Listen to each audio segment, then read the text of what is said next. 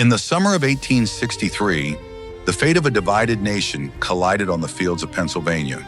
Over 3 harrowing days, armies clashed in a struggle that would shape the future of the United States. From desperate defenses to legendary charges, the Battle of Gettysburg became the turning point of the Civil War. This is a story of courage, sacrifice, and a nation tested to its very core. Welcome to Gettysburg. In the summer of 1863, the United States of America was a nation sundered, a house divided against itself. For 2 long, arduous years, the Great Civil War had raged, a seemingly endless tide of campaigns and contests, of hope and despair. The Confederacy, its spirit high after a string of tactical victories in Virginia, under its peerless and revered general, Robert E. Lee, resolved to make a momentous gamble. Lee would take the war north. His Army of Northern Virginia, nearly 75,000 strong, a force considered by many to be invincible, crossed the Potomac River and marched deep into the fertile farmlands of Pennsylvania. His objectives were audacious: to shatter the Union Army on its own soil, to disrupt the North's ability to wage war, to threaten the great cities of Philadelphia and Baltimore, and perhaps even to compel Washington, D.C. to negotiate an end to the conflict. In their path lay a small, quiet crossroads town of no particular strategic importance, a place of 10 roads and 2,400 souls, whose name was about to be forever etched into the heart of the American story: Gettysburg. The battle began almost by accident. On the humid morning of July 1st, Confederate infantry brigades, marching toward Gettysburg with the mundane objective of seizing a supply of shoes, collided with a small but determined force of Union cavalry. The Union commander, Brigadier General John Buford, a hardened veteran with a keen eye for terrain, immediately understood the strategic landscape before him. The rolling hills and ridges south of the town, Culp's Hill, Cemetery Ridge, were the key. This was ground that must be held at all costs. He resolved to delay the Confederate advance, to buy time for the main Union army, the Army of the Potomac, to arrive and occupy that crucial high ground.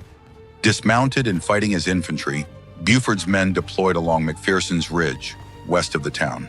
They were desperately outnumbered, but their advanced breech-loading carbines allowed them to deliver a volume of fire that stunned and slowed the Confederate advance.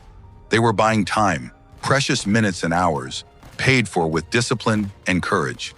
As the day wore on, reinforcements from both armies poured into the escalating fight.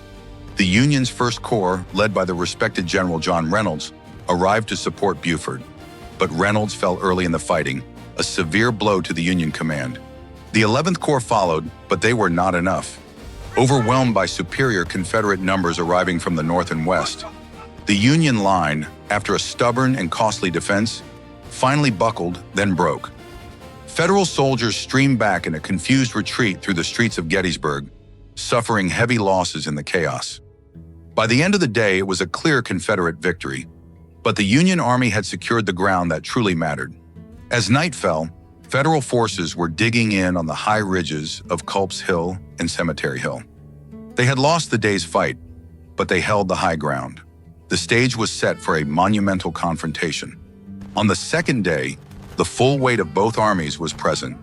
The new Union commander, General George Meade, had arrived and established his headquarters.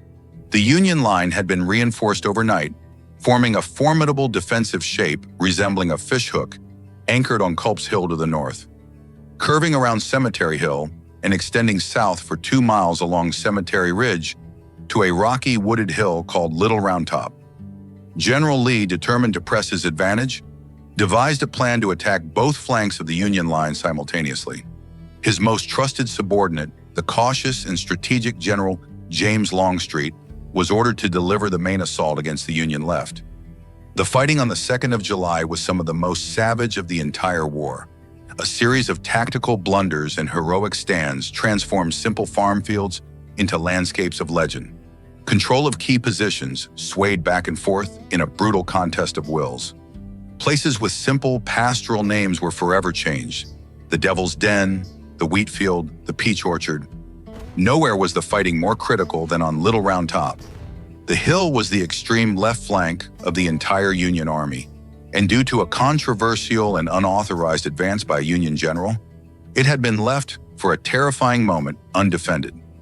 From another hill, the Union's chief engineer, General Gouverneur K. Warren, spotted the glint of sunlight on Confederate bayonets moving to take the crucial hill.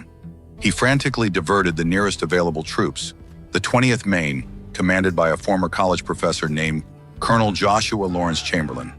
Chamberlain's men arrived on the summit with just moments to spare, crashing through the brush just as the Confederates began their ascent. For over an hour, the men from Maine repelled wave after wave of determined assaults. Their line bent but never broke. Finally, with his men exhausted, their numbers severely depleted, and their ammunition all but gone, Chamberlain made a decision born of sheer desperation. He ordered his men to fix bayonets. In a great swinging arc, the 20th Maine charged down the rocky slope, a shocking and unexpected maneuver that stunned and overwhelmed the exhausted attackers. The Union flank was saved. After a day of ferocious fighting all along the line, from Culp's Hill to Cemetery Ridge, the Federal Army still held the high ground. Lee's grand plan had failed. On the third day, having been repulsed on both flanks, Lee decided on one final desperate gamble: a massive, concentrated frontal assault against the center of the Union line on Cemetery Ridge. He reasoned that the Union center must have been weakened to reinforce the flanks the day before. It was a fatal miscalculation. His trusted subordinate, Longstreet, argued vehemently against the plan, but Lee was resolute. At 1 o'clock in the afternoon, the largest artillery barrage ever witnessed on the American continent began. Over 150 Confederate cannons opened fire, attempting to shatter the Union position. For nearly 2 hours, the air was filled with a deafening, terrifying roar as the Union guns answered. A great cloud of smoke obscured the field, turning the summer day into a murky twilight. When the guns fell silent, the second phase of the plan began. From the woods of Seminary Ridge, a line of soldiers nearly a mile wide emerged. 12,500 Confederates, including the fresh division of General George Pickett, began a stately, inexorable march across a mile of open, gently sloping field, directly into the face of the Union Army. It was a spectacle of impossible courage and terrible folly. As they marched, Union artillery, which had skillfully conserved its ammunition during the barrage, opened up with devastating effect, tearing huge gaps in the advancing lines. The Confederates closed ranks and kept coming. When they came within rifle range, thousands of Union soldiers rose from behind a low stone wall and unleashed a storm of concentrated fire. A small number of Confederates, a few hundred men, actually reached the Union line at a point known as the Angle. For a few brief, desperate moments, they breached the wall. This was the high water mark of the Confederacy. But there, the attack stalled, unsupported and overwhelmed. It was thrown back in a furious struggle. The survivors streamed back across the field, a shattered remnant of the proud army that had advanced only minutes before. The charge had failed. The battle was over. Lee, watching the outcome, rode out to meet his men, stating simply, "It is all my fault." The cost of the three-day battle was staggering, with over 50,000 casualties from both sides. The town of Gettysburg became one vast hospital. Lee's army began its long, sorrowful retreat back to Virginia. The invasion was over. The tide of the war had irrevocably turned. 4 months later, President Abraham Lincoln came to Gettysburg to dedicate a national cemetery. His words, delivered in just over 2 minutes, would give meaning to the immense sacrifice. He spoke of a new birth of freedom and resolved that government of the people, by the people, for the people, shall not perish from the earth. The soldiers who fought at Gettysburg had not just defended a line on a map. They had decided the very future of a nation. The echoes of Gettysburg still resonate today, a testament to the profound sacrifices that have shaped history. It is a story of courage, of consequence, and of a nation redefining itself through its greatest trial. We are dedicated to bringing these pivotal moments to life, exploring the events and individuals that forge the world we know today.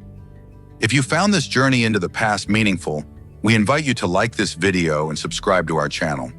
Your support is essential in helping us continue to tell these important stories. What part of the Battle of Gettysburg stands out most to you? Share your thoughts with us in the comments below.